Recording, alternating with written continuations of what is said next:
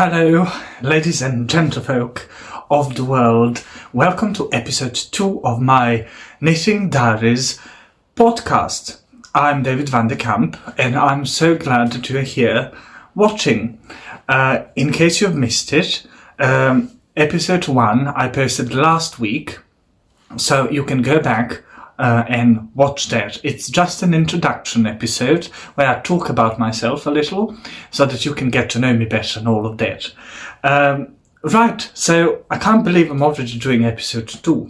First of all, I really want to thank all of you who watched the first one and made comments, and I've got so many messages privately, giving me suggestions and advice and, complimenting it. So I'm so very pleased.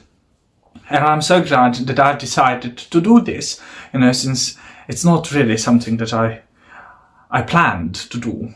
So, yeah. Sorry, I'm getting a little tangled here. Anyway, so I wanted to talk about a few things today, and it took me quite a while to decide what I'm going to talk about. So the first topic is going to be knitting needles, since I've had some trouble, alright, with my knitting needles. So I want to tell you a little bit about, how I'm feeling, and perhaps some of you can share your experiences in the comment section. So, in case you didn't watch the first episode, I lived in China for quite some years, and when I came here, I had planned to come for a month, I think, and then go back. But unfortunately, the plague happened, and I remained here. Now I'm here 3 years already. Bloody hell. Anywho, the point is, I did not bring my knitting needles with me. I only brought a few of my circulars, and I brought the 16-inch interchangeable set it's from Knit Pro. Those wooden needles, in case I decided to knit a hat or something. So that's pretty much all I brought with me. And then I came here, and I already had a jar full, because I keep all my needles in a jar. Quite cute, kind of. So I had some of the needles that I used prior to me going to China, but not much. And they were all straight knitting needles. And I only had a few sizes. So I pretty much used my circular addies for a while, because those are the sizes that I typically used in my knitting. So I was alright. But at some point, it was becoming quite a struggle. I was trying to design all sorts of things, and it was proving rather difficult for me to, for example, knit the sleeves or do some tricky elements or magic loop, for example. So I decided, well, I'm going to go online and I'm going to order myself a set of interchangeable knitting needles. So I was thinking, well, I'm going to do to order my favorites, which are Addi knits needles. So I texted Irina and I said, I really want to buy the interchangeable set, one of the sets, and what do you suggest I get? Which brand of needles? And the first thing that we eliminated was the Knit Pro. I do love them. They are so very pretty. But unfortunately, they tend to break a little too quickly and too easily. So those were the first ones that we, disqualified from the competition. And I really, really wanted to get the Addi set, since I've used Addis for years now, and they've proven quite loyal subjects. So Irina's idea was, she said, well, why don't you get the Tiagos, or Tiago, however you pronounce them. And at first I thought, well, I know everyone's talking about the Tiago needles, and, they are quite handy, and everyone's complimenting the cords and everything. So I said, I'll think about it. And after a while, and I mean a while, I'm very stingy that way, it took me, I think, 3 or 4 months to decide which needles to get. So I just told myself, you know what, let's just do the Tiagos. I'll listen to Irina and I'll get them. So I ordered them. I ordered a full Tiago set. And then trouble began. So I ordered my needles from Germany, since we do not have them here in Serbia. All you can get here is those very cheap type of needles that you can get at any dollar store, you know, with the cord that is so tangly and twisty and very poor quality. They're not even sharp, and, you know, it's quite frustrating. So I ordered them. And it took a while, and I mean a while.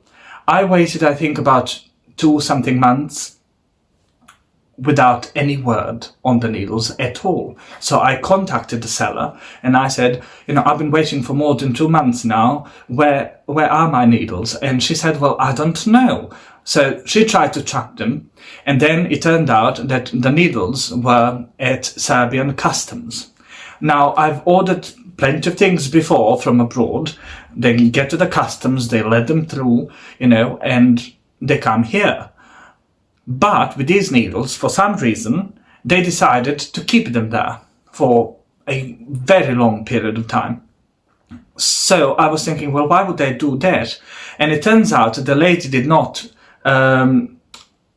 give an appraisal of the shipment she was sending. So the needles had no price on them. So the custom people, they did not know how to praise them and, you know, what's their value. So I received a letter, I think about 2 weeks after I found out that the needles were at the customs. So they sent a letter to me and they said, oh, this is how much you need to pay for you know, the customs and everything. And it turned out to be a ridiculous amount of money. But I decided, oh, you know what, I've waited all this time, I'm not waiting any longer. So I replied, I sent an email to them and they sent them to me. So at this point, it has been about almost towards 4 months of me waiting endlessly. And I saw the postman, and he was carrying a large envelope, and I knew, I was like, those are my needles. I was so excited indeed, that I took a picture with my knitting set, needle set, and I posted it on Instagram. And I was actually smiling in that picture because, you know, many people have told me that, you know, I tend to have a very stern, you know, serious face when I'm taking pictures, but, you know, I'm smiling on the inside, so just saying. Anywho, so these were the long anticipated needles, and I was so beyond excited, and I decided, you know what, I'm going to forget everything that I was knitting at that point, and I'm going to cast on a brand new design, new project with my new needles. So I opened them, then I was quite impressed with how sharp they are. So let me open them. Most of you probably already know how they look like if you use them or you've seen them, you know, online. So they come in all the sizes, and with 2 sets of cords that are allegedly indestructible. So I picked 2.75 millimeters and I cast it on with my treasured wool, which is Shetland wool. And I was absolutely mortified because the sound of they were making, the needles, and I'm very, very sensitive to sound. So I started and I was like, hey, well, this is a bit off, but I kept going and going, and I kept cringing, and, you know, I would get shivers and all of that, and I was really feeling sick to my stomach because they're rather shallow needles, and I don't know if that's aluminum or what you know, what they're made of really. So if it is something, I have no idea. But they were making a horrible sound, and I could not knit with them whatsoever. So I put my project down and I stored the needles away, and I've not knitted anything for 2 months after that. I was just so fixed on the noise that they were making that I couldn't pick up my regular Adi needles and my wool and knit something, because I was just constantly reminded of the sound. It was so terrible. So, fast forward, I'm working on a jumper that you saw me knitting last time in my podcast. And comes the time that because it's raglan, I need to change the length of the cords so that I can accommodate all of the needles, all of the stitches on my needle. So I look through my box and I can't find any Adis that have a very long cord on them. So I see, in the corner of my eye, I see those Adis, the set, just sitting there chilling and looking at me. And I said, I have to do this raglan bit. I'm just going to use the Chiagos, and I'm going to, put some earphones in or something to, eliminate the noise, and I'm gonna stick through it and finish it. So I take the needles, I put the cords on, and I start knitting. And can you imagine? There's absolutely no sound whatsoever. They sound just like my Adis. They make the wonderful clicking noise of the needles and all of that. So I'm absolutely, speechless. I'm sitting here and I'm thinking, well, how did that happen? And then it comes to me in an instant. I was like, oh, I get it. So I was knitting with my wool this time, which is my old mountain wool. Let me show you. So I was knitting with my yarn, and my wool, because it is processed in very minimally processed, in order to keep the structure and all the qualities of the rustic natural fibre of the sheep. So most of the lanolin in our wool is preserved, and most of the lanolin on the Shetland wool is melted off, and I don't mean too much of it, but more than our wool. And it was lanolin, or the lack thereof, that was actually the dryness of the fibre was making that terrible sound on the needles. But because my wool is so sticky, and all of the lanolin, it was just going so smoothly. It was sort of oiling the needles, and I've knitted beautifully. So I finished the raglan bit, and I was so excited, so much so that I'm currently knitting on the Adis, and I'm doing a magic loop, which I've always hated, in case you know me. I've never done magic loop anything, but my 16-inch in 4mm are currently occupied, so I'm using the Adis. And magic loop has proven to be so much more enjoyable with these cords and these needles. So yeah, I'm so very surprised at how that turned out to be, really. Anywho, quite exciting. Currently, I'm knitting on, this is the brim of a hat. Let me try and bring it closer so that you can see if I can focus on it. So this is some very textured, that light is quite overpowering. Anyway, so I didn't want to do a classic brim of the hat with a 2x2 ribbing or 1x1, so I decided, well, let's change it up a bit, make something stretchy, but, different. And I'm knitting on a Christmas hat. Now, I'm so very excited that, Christmas is almost upon us, since I'm such a fanatic. I'm not Christian or anything, but the mood of Christmas, the concept of it, all the lights and the decorations and everything, it just brings out the best of me, and I believe the best in people. It's such a jolly holiday. It's definitely the best month of the year. So I'm beyond excited to, for the Christmas time. And I decided, well, I don't have anything Christmassy to put on except my Christmas jumper, and so I wanted to do a wee hat for Christmas, and I am going to write a pattern for it and publish it hopefully in the next week or two, so that some of you buy it, you can have enough time to make it for gifts or for yourself. So I wanted to do an easy-ish hat with a little bit of Fair Isle above the brim. But I wanted one of those pointy gnome-like hats that fall to the side, that are very pointy, and put a huge pom-pom at the end. Now, don't call me childish, but those are very cute. I don't know how anyone can resist Christmassy things, really. So that's what I'm working on now, and I'm using my old mountain wool. Now, don't make fun of me, but my ball winder was rather occupied at the moment, so I'm just knitting from the hank. And it's not the best of ways to knit, anything, but it works. I keep it on my knees. And this is my old mountain wool. This is bleached white, so it's perfect. Oh, sorry, there was a bug again, and I was already attacked by one. How ridiculous.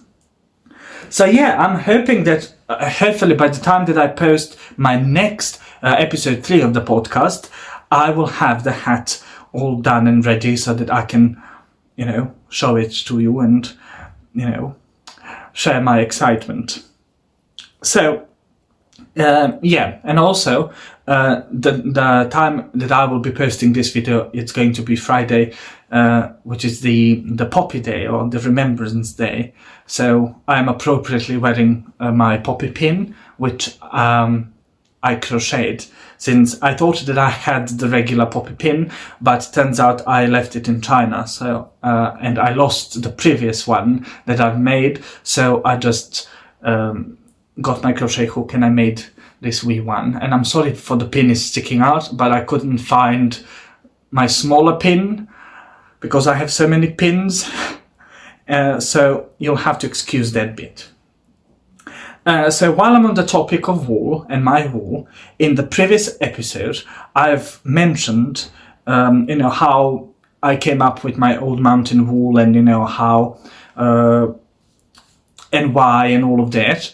And I've also mentioned how people used to spin their wool here. So I know there's a lot of spinners out there, and most of you use either a spinning wheel, like one of these, or you use a drop spindle of some sort.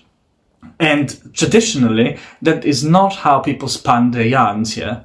So they used a spindle, but not a drop spindle, and they also used a distaff. So let me just get to the end of my row, and then I'll show you my spindle and distaff, and these belonged to my great grandmama.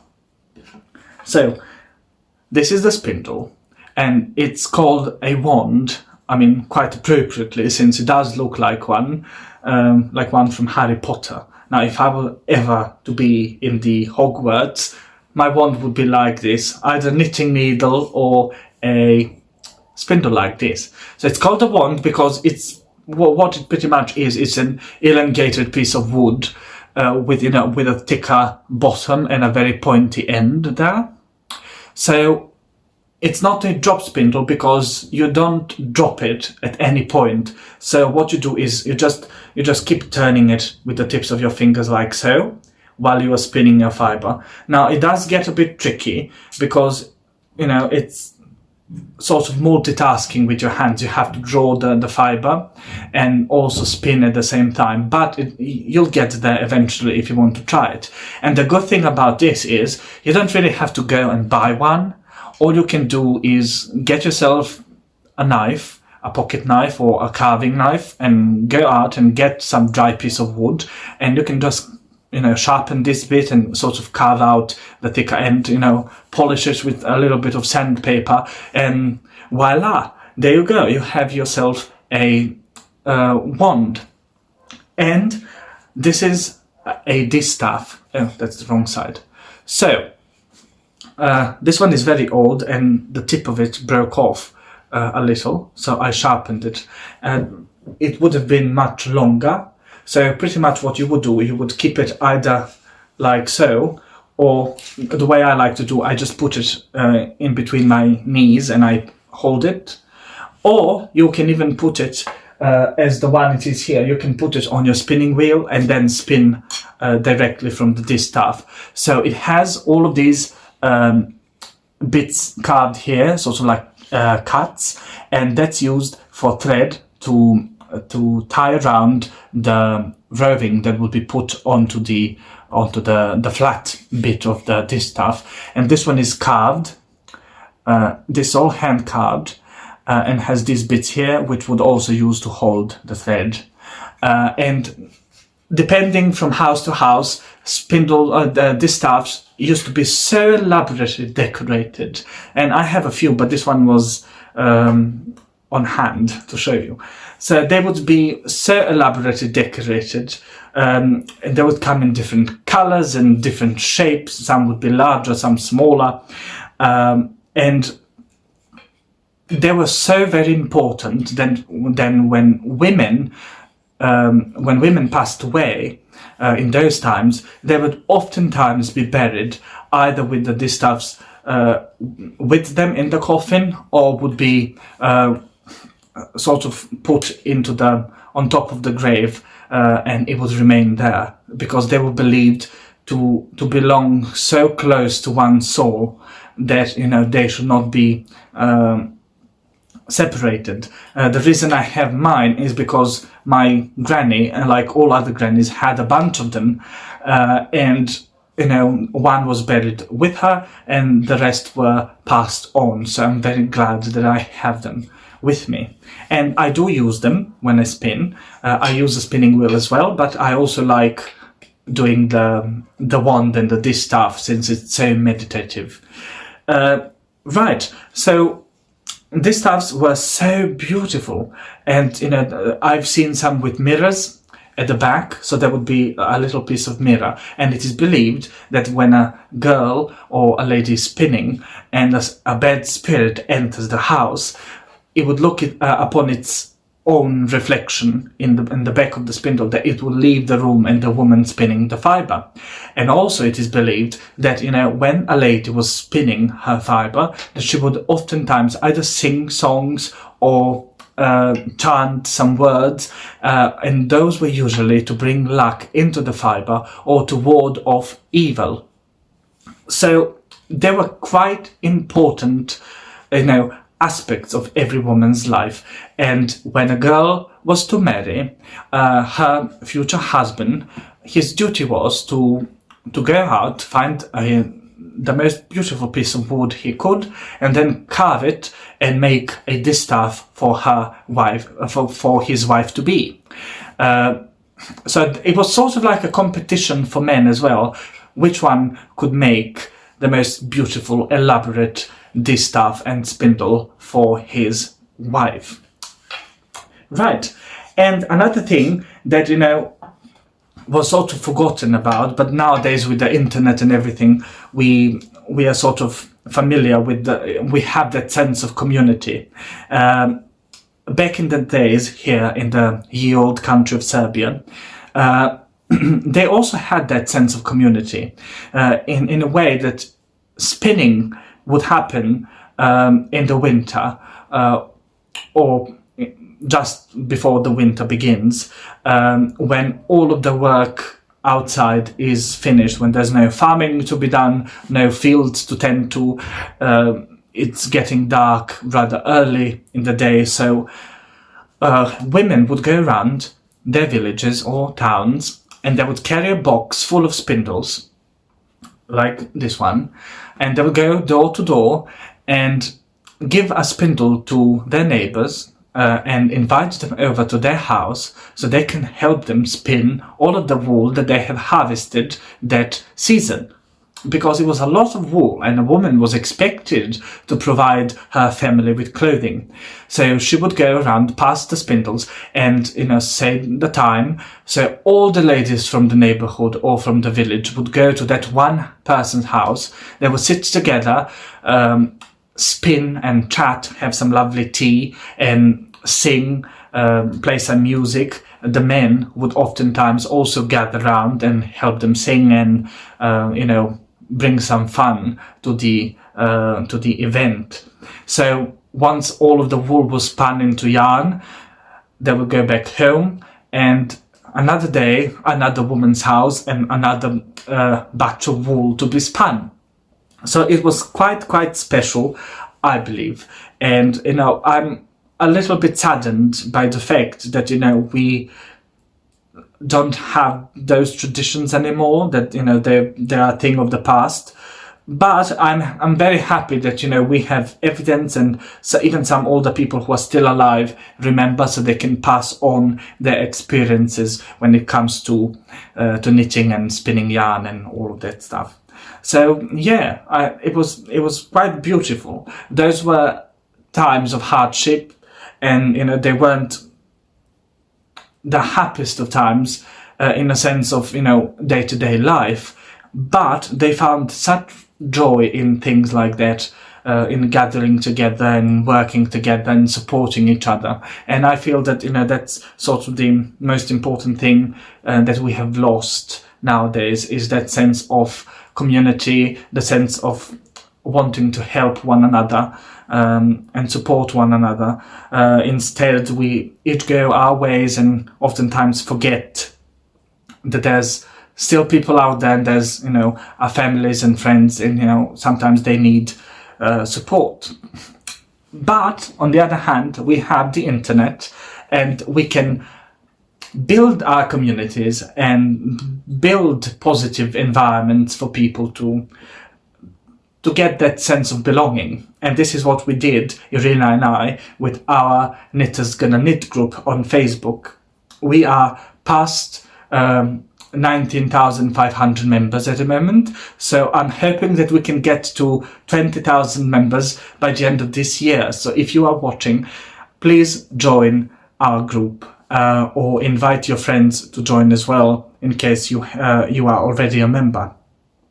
So in our group, we really wanted that sense of belonging, that sense of family, of community, where everyone can support each other and encourage each other and inspire and so on.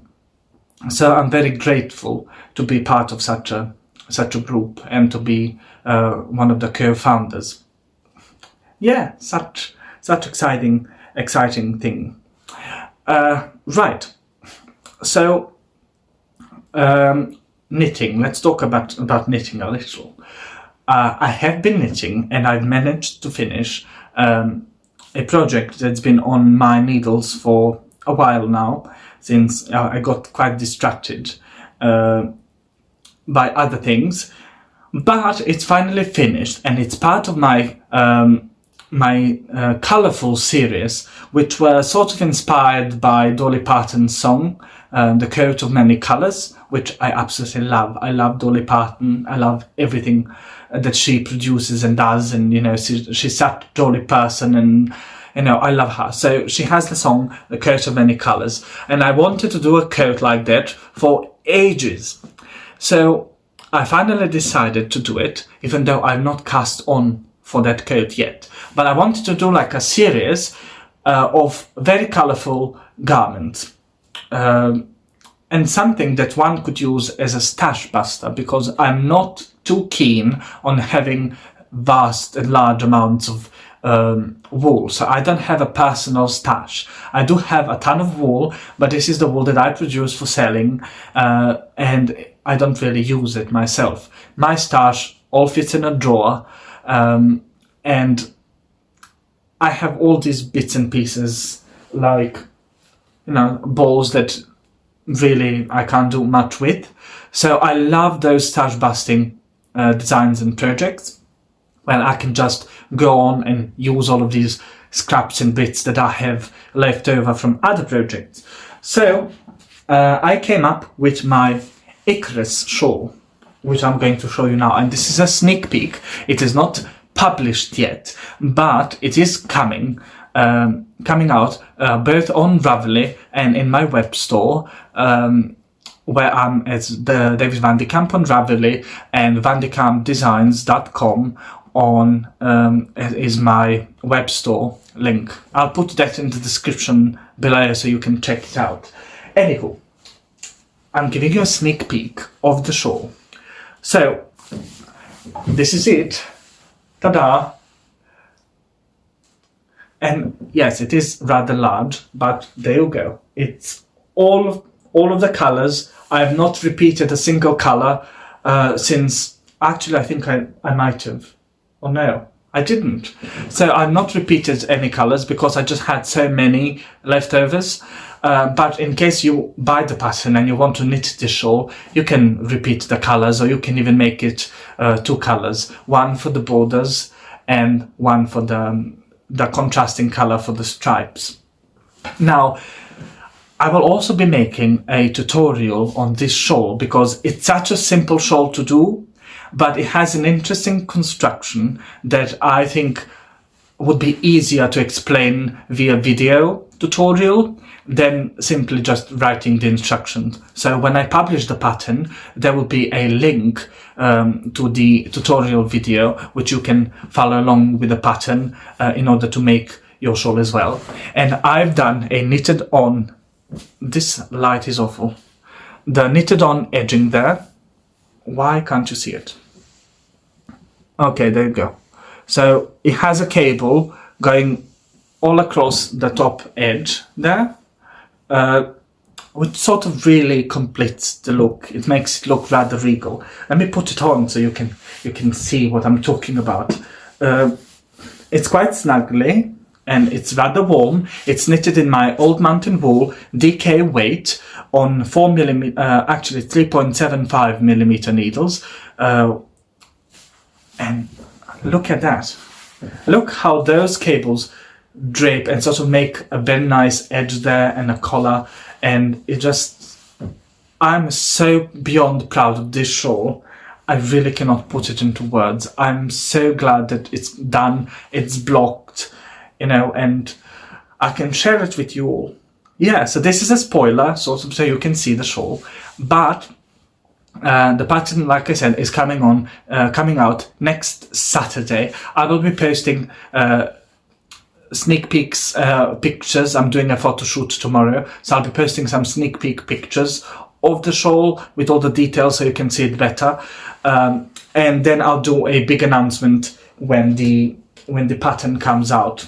And I hope that you love it as much as I do, in case you knit it.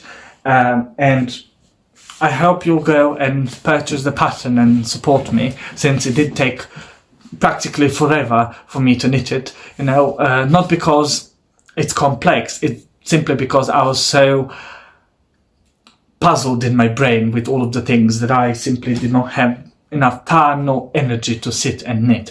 It's practically all knit and purl stitches, increase and decrease. There's nothing elaborate about it. Even the cable might seem a little intimidating, but it isn't. It's a very small chart. There's only 3 rows on which you do the cabling, and it's very, very simple, which you shall see when I post the tutorial. And I do love those projects that are in fact very simple to do, but look very complex and elaborate and, you know, impressive. So if you are a beginner knitter and you want to impress all of your knitting friends and family, you can knit a shawl like this. Very simple, very effective. Yeah, so I'm really looking forward to doing that. And also, I can't say exactly when I'll be publishing the hat pattern, but sometime soon. And I'm really also looking forward to doing that. Oh, right, I almost forgot. Talking of the wool, I came up with 2 kits at the moment. I will be posting more, definitely, but for now I've decided to do 2 kits. So I want to tell you a little bit about the kits. You get 5 skeins, 5 100 skeins of different shades. Each skein is approximately 240 meters, which is about 260 something yards. And it's DK, 2 ply. Recommended needle size is 3.75 or 4 millimeter, which is US 6, I think. And excuse me for turning, but I'm gonna fetch them so that I can show you. I got them prepped and I have to remove my knitting from me. So let me just show you the colors that I've decided to do. Right, so the first kit is more on the pastel gentle side, and these are the 5 shades that I chose. Let me turn their bums up so that you can see them better. Right, so these are the colors. So we get this lovely sand shade color. You also get the champagne. It doesn't show at all with this lighting, I'm sorry. So this is a very light pinkish champagne color. Then you get this minty ashy green. You get a lovely peach color, and also what I call pale rose or a pastel pink. Let me bring that closer so that you can perhaps see a bit better. Right, so these are the 5 skeins. They are available in my web store. The price is $70 for the 5 skeins, plus shipping, which brings it all together at around $90, actually exactly $90 US dollars. And of course, we ship our wool worldwide. So wherever you are, you can order, and I'll ship them to you as soon as possible. Of course, it's a limited amount of these kits, so you can hurry up and order yours before they go. And I'm going to show you the second kit, which is very autumny colors and shades, and I absolutely love this one. So again, it also comes in 5 skeins. You get 5 shades. So we have the lovely burgundy red, which is much stronger in person. You can perhaps see. Then you get a very nice orange, and it's not as yellow as it shows on the camera. Then you get a nice bright yellow.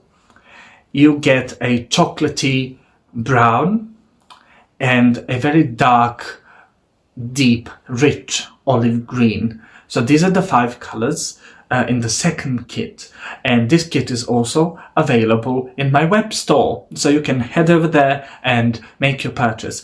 And I promise I will be putting a lot of more kits together and publishing them in the store and also on my social media. So in case you're not a lover of warm autumny colors or the pastels, hopefully I can put something together that will suit your personal taste. Now, the reason that I love kits is because I know that not everyone enjoys the process of putting colors together, and when you go onto a website and you look at all of the colors separately, it's sometimes a little difficult, even for people like me who love playing with colors and putting them together. It's a bit difficult to imagine what they would look like together. So the good thing about kits is that, you know, when I put them together, you can sort of picture the project in all of those colors. So you don't really have to go one by one and then trying to remember them and see, oh, would this work or it wouldn't. This way you just see all of them and you know if it works or not for you and if it's something you like. And I'm doing 5 skeins because with 5 skeins you actually can make like a large shawl or a scarf, a really large scarf or a vest or something. It takes about 4 skeins to knit an XL vest. I know because I've done one. It's my Smurfette vest. Oh, I don't have it on hand, but you can go on my web store and see the vest. So it takes 4 skeins, and you'll still have some left over. So perhaps you can even pull a jumper off with 5 skeins. Especially if it's a smaller size, then definitely you can definitely make it. Right, so I'm very, very excited about this, and I have a ton of more wool to rewind and post and, you know, take pictures and everything. But oh my goodness, look at them, so cute together. Anyway, and this should be my thumbnail. I'll do that. How cute! I absolutely love skeins like this. They remind me of those twisted French breads very cute. I love twisting them, and they look so handsome together. Right, so I hope you'll check them out, and I hope you like them. If not, perhaps there's a different color that you prefer, so you can just put 5 colors together if you like, and I still have all of the shades available. So yeah, and there's over 35 of them, so I hope that at least 5 are quite appealing to you and you'll check them out. Right, so before I go, I want to tell you that since I'm currently working on the hat, I will be, after I finish this, I will be working on the coat for the colourful collection. Jumper is almost finished, and I'm planning to start a brand new design, a cardigan, something with braids perhaps, but in my all-time favorite colour, which is teal blue. And I have to dye that specific shade because I'm very picky with the shade of teal that I like. So I will be dyeing that, and I'll do a cardigan without buttons or anything. I'll probably do something cabley, and then that will be my next project. And I'm so excited to get started, especially now that I know that I can use these darlings. They've put me through quite a lot of trouble, but I'm glad that we've made up and we are on good terms. So that's my next project, and I will be sharing that probably next time that you see me here sitting talking to all of you. I'll be knitting on that cardigan, so I can show you the color in person. So right, but please do let me know what your favorite colors are, and what is your favorite type of project, and also tell me, what do you think about the Triago needles or about Addies, and which ones are your favorites? Because I'm quite keen to hear all of your opinions. I can't believe how much trouble I had with my needles, so hopefully hearing all of your stories might brighten my mood. But anyway, I'm glad that we've made up. Yeah, such fun. So, right. Once again, thank you so very much for watching. Thank you so very much for taking the time to come and join me here and listen to me talk for 40 minutes or so.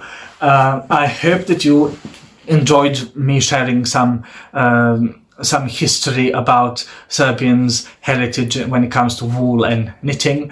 I hope that you simply enjoy talking to me. I wanted to say talking to me because it really does feel like I'm talking to all of you personally. I'm so used to my Friday broadcast in the Knitters Gonna Knit group that I'm so comfortable with the camera, and I can literally picture every one of you just sitting across from me, and we're sitting together knitting and chatting.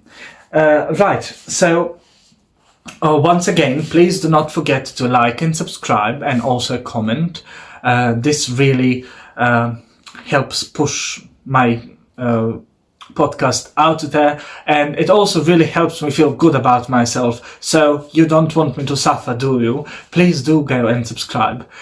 Right, so I shall say ta-ta for now, and I shall see you all very soon. Come join my Knitters Gonna Knit group. Say hi to either me or Irina. Say hi to all of our members, and a lot of happy knitting in your future. Ta-ta!